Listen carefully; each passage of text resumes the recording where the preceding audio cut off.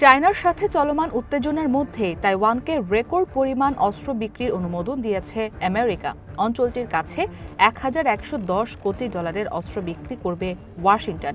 আমেরিকার সাথে তাইওয়ানের সবচেয়ে ব্যয়বহুল অস্ত্র চুক্তি এটি।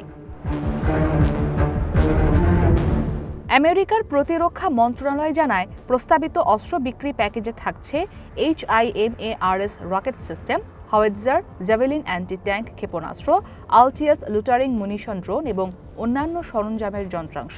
তাইওয়ানের প্রতিরক্ষা মন্ত্রণালয় জানায়, তাদের আত্মরক্ষার সক্ষমতা বজায় রাখতে এবং দ্রুত শক্তিশালী প্রতিরক্ষার সক্ষমতা গড়ে তুলতে সাহায্য করছে আমেরিকা, যা আঞ্চলিক শান্তি ও স্থিতিশীলতার জন্য গুরুত্বপূর্ণ।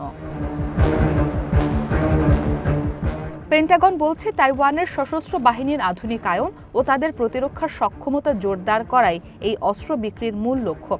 আমেরিকার পরামর্শে তাইওয়ান তার সশস্ত্র বাহিনীকে গেরিলা যুদ্ধের সক্ষমতা সম্পূর্ণ করে গড়ে তোলার চেষ্টা করছে।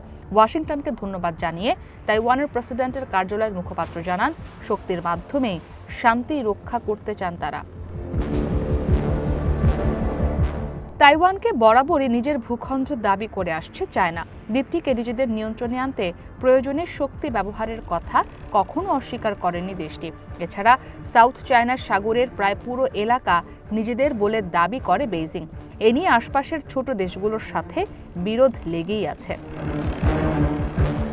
ইসরাত মুক্তি, ওয়ান ইন্টারন্যাশনাল ডেস্ক।